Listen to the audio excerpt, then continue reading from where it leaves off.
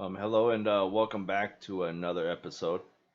Um, for this episode, I'm going to talk about mental health and suicide, and um, and just give you a story about the way that it has affected me and some of me and my family, excuse me.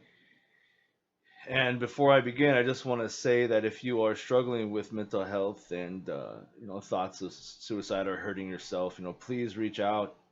There are people that do love and care for you, even though you might not think so, or whatever your case may be. But there's help out there. So please reach out and get some help if you can. There's, like I said, again, there's someone out there that loves you and that really wants you around.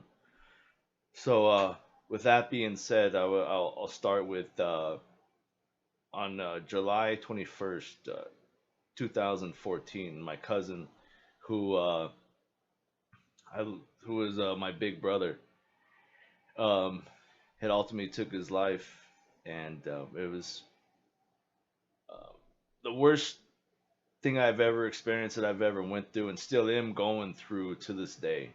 So um, I I just know from my own personal experience what how it feels to lose someone that close to you, and to not understand why, or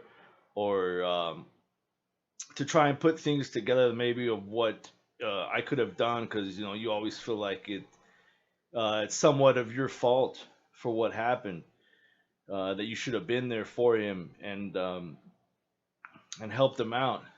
And I think back to the last time that we had spoke, which was, I believe, the 17th or the 18th. We were talking on the phone while I was at work, and uh, honestly, much of that conversation I don't remember. I do remember right as we were getting off, because I was the conversation didn't end bad, but it didn't end well, and so that always um, lives with me. That the last thing wasn't, you know, I didn't tell him I loved him. I know that I was kind of short and rude, because I think I was, I can't remember the conversation, but I was a little, I guess, agitated, and so it didn't end. It didn't end the way I wish our last conversation on the phone would have.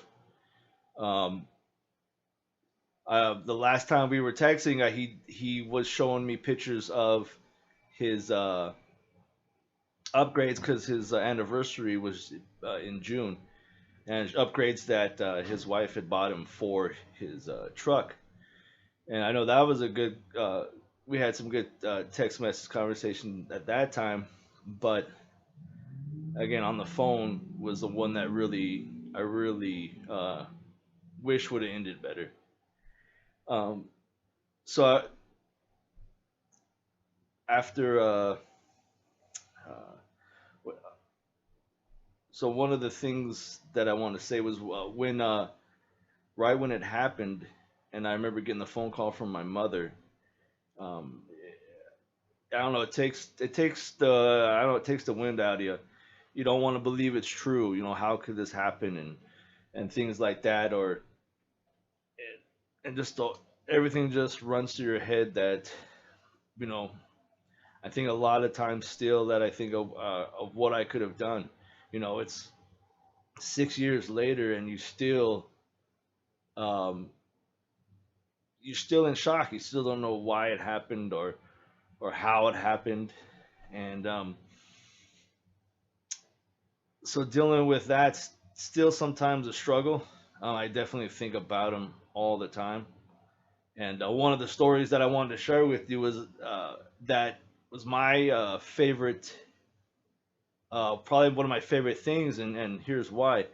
In his mother, my aunt, I was supposed to go with her to Florida when I was younger, and I had developed ear infections in both of my ears, and I mean they're so bad that I was bleeding from both of my ears. And one of the worst phone calls I ever had to make was to cancel with her, because she was already in Florida at the time. And I had to cancel. I remember I was crying, and I told her that I wasn't going to be able to make it. And she was like, we'll get back out here. Everything, it's gonna be all right, but you got to worry about getting healed up. Well, then, in I believe 1999, she ultimately took her life as well. And so this this trip that we planned in 2004 meant a lot to me, and that was the one thing I remember us talking about from the very beginning because he was like, "Hey, let's go on a vacation to Florida," and he started setting up. We started setting up everything we wanted to do, everything that I was gonna do with my aunt, and so we planned it out. And I remember planning it out was honestly just as almost just as fun as actually going on the vacation. And so, excuse me, he was working at the Hyatt at the time, so we were able to get. He's like, we can stay so many nights in the Hyatt, so the whole trip for our hotel was taken care of. We stayed at the Hyatt in Tampa, in Orlando, in Miami, and two different Hyatts in Orlando. So after we were able to book everything, I remember actually leaving for the trip, and we were having a conversation. He's like, I never thought we were actually seriously going to do this. He goes, I thought it was just something that was just going to pass us by. He's like, now that we're going on and we're here, he goes, it's truly unbelievable. And I told him that this trip means more than just us going. This is something that I should have done when I was younger. Excuse me. And so it meant a lot to me. So I wanted to explain a little bit about the trip and our story um, of us down in Florida. I remember that we took the red eye from Vegas to Orlando, and we got in Orlando early in the morning, and my other cousin was there waiting for us, and we were going to drive to Tampa. We were going to go see the Tampa Bay Buccaneers versus the Kansas City Chiefs.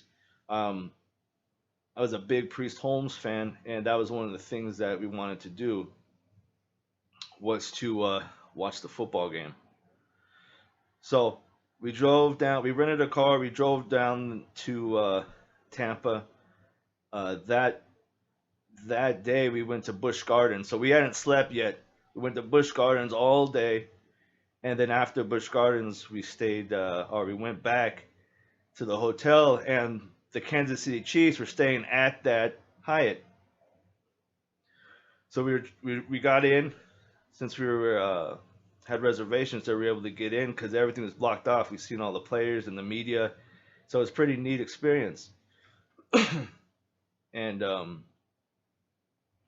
remember we were walking around seeing if we can see anybody that we recognized. And anyway, so the next day we got up and we went to the football game. And that football game, uh, Priest Holmes ran it for over 100 yards and scored a touchdown, but he got hurt. That ended his season with a hamstring injury. Anyways, the Kansas City Chiefs lost that game, and my cousin, who had drank a lot that game, uh, one of the things I'll never remember because my cousin's not even a Kansas City fan. He probably even liked the Buccaneers more than the Chiefs. But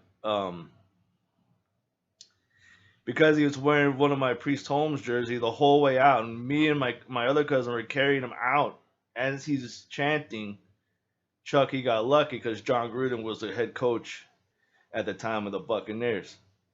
And I'm thinking, we're in Kansas City Chiefs jersey, and in Arrowhead, if Bucks fans were doing that to Chiefs fans, it probably would have ended differently. But everybody was just laughing it off the whole way down. That's all he's yelling is Chucky got lucky, uh, which still would make us laugh when we would talk about it. And he's like, it just happened. It just felt like saying it sounded good to say at the time. So anyway, so we went back. After the 2 days in Tampa, We went back to Orlando, picked up his uncle, and then we drove down to Miami. And in Miami, one of the things that we wanted to do, we wanted to go flat fishing um, off the Keys. And one of the things we originally wanted to do, but we were there at the wrong time of the year. We were there in November. We wanted to go tarpon fishing, and he said that was his dream to go tarpon fishing. But we were there the wrong time of the year to do so. So we went flat fishing. Um, we booked a charter for 8 hours, just the two of us, and we went flat fishing off of Key Biscayne. And so we were out there. Yeah, we caught. He caught a barracuda that was gonna be our meat to feed the sharks or the fish for the sharks.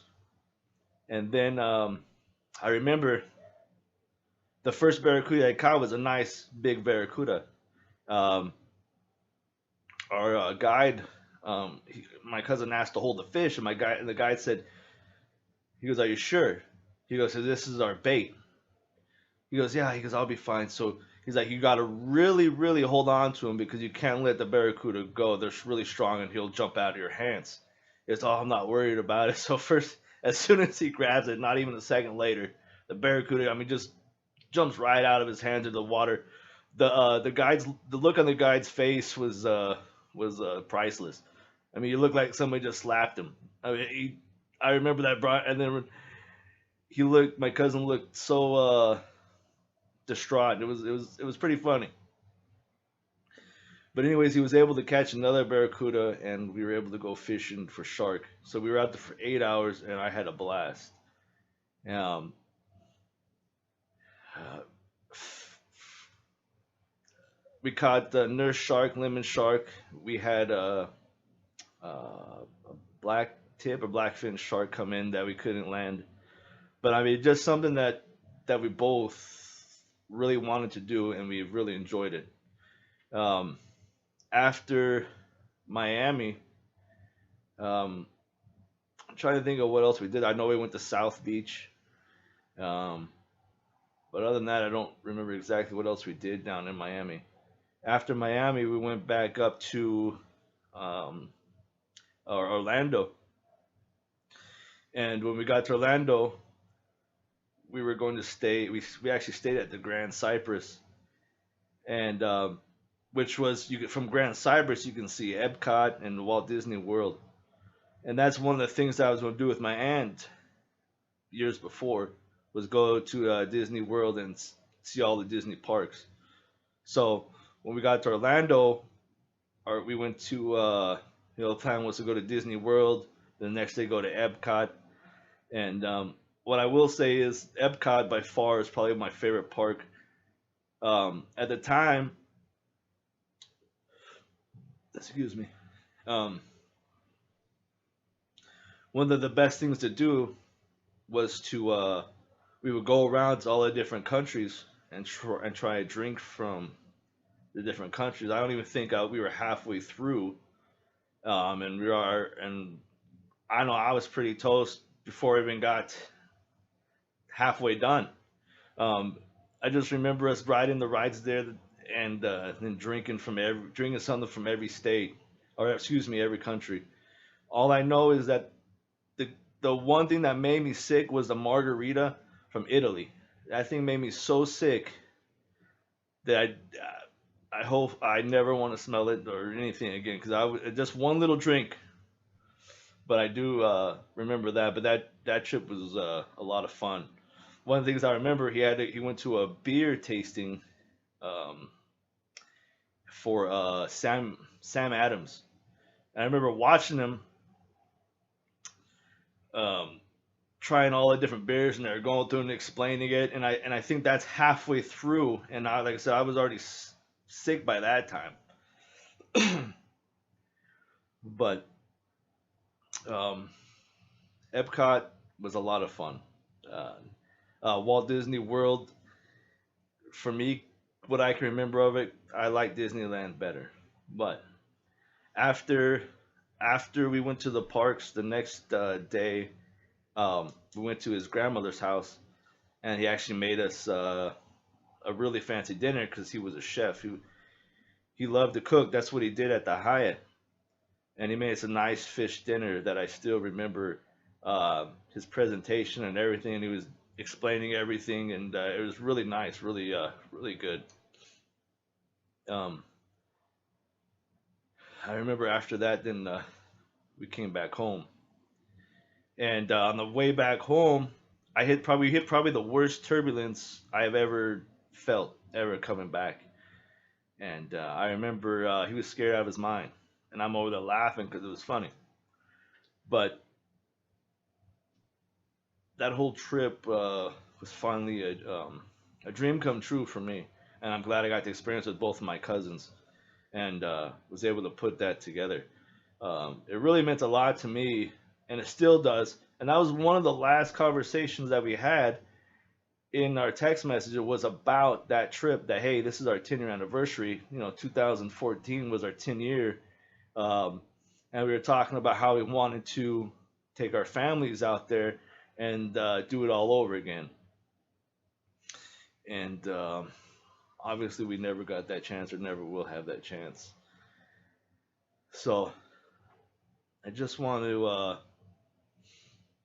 to say that again, if you're struggling, there's always help out there. Someone loves you, someone wants you around, and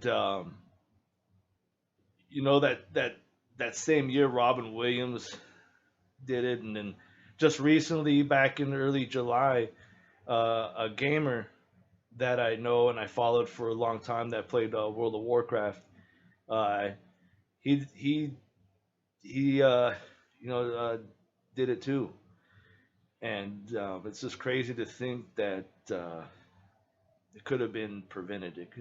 Something could have been done, and I still to this day struggle with it at times. Like, what could I have done to help him out or to be there for him, or how come I didn't call him that day to talk to him, and so it still weighs on me. But so that's it. I just wanted to share that with you. And again, if you need help, get help. And I just want to say thank you very much for following along, and I hope you enjoyed my story. And so if you liked it, please like the page, subscribe to my YouTube channel. I'd appreciate it very much. And just want to say thank you.